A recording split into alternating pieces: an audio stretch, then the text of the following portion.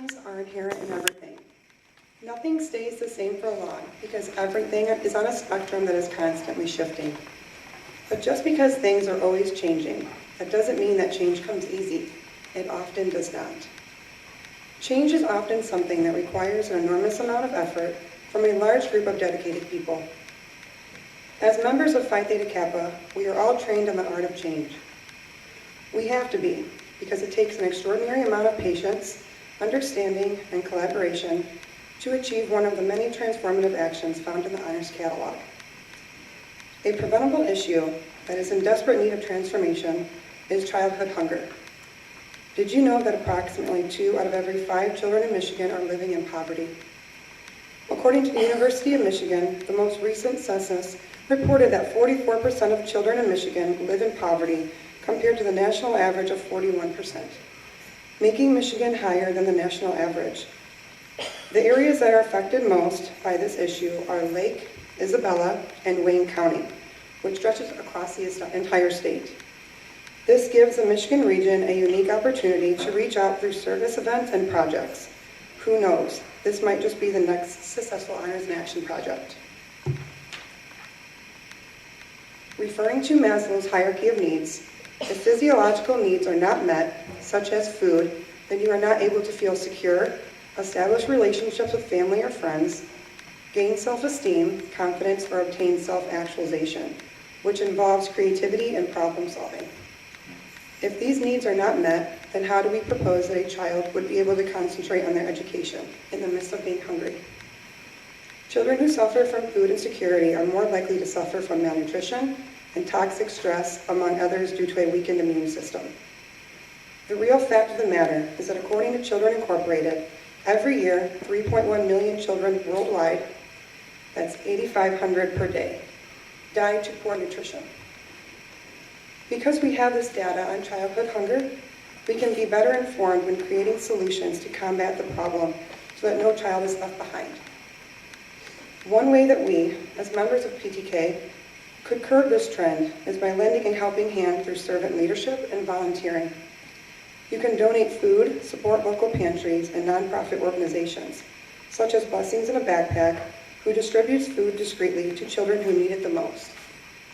Children shouldn't have to worry about where they get their next meal.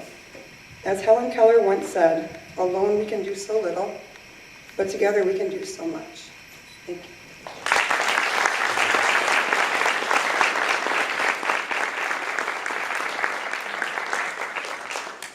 Thank you, Stephanie.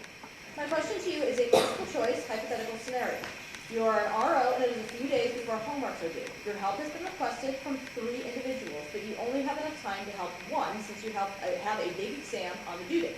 Do you A, help your fellow RO, B, help your core chapter, C, help your own chapter beyond your expected duties, or D, help no one and instead focus on studying extra hard for your test? Select one and explain why. I would help the RO in need. Everything else I feel like you could manage with successful time management skills.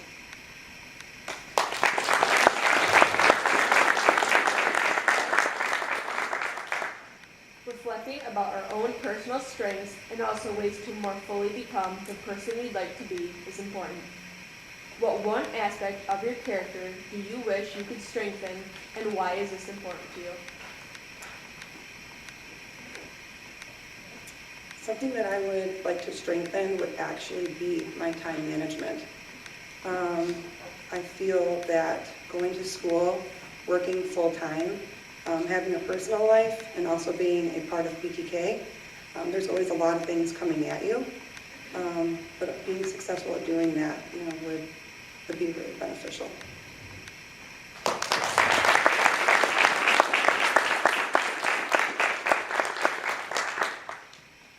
Can you tell us about a time when you were working as part of a team and things were not going so well within the team? What did you do to turn things around?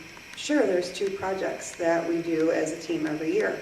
And you're always not going to see eye to eye, but the important thing is to sit down as a team and get everyone's opinions and ideas out there and take a vote as a team. And that's really the best way to do it because one person is not more important than anybody else.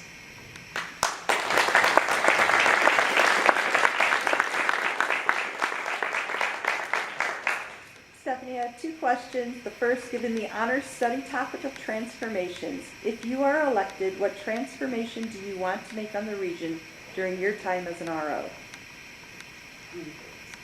I'd always like to increase fellowship and recruitment, of course. But one thing I'd like to work on is communication. I feel that's a very important tool, whether it's on a team or throughout the entire region. So that would be my priority, my main focus.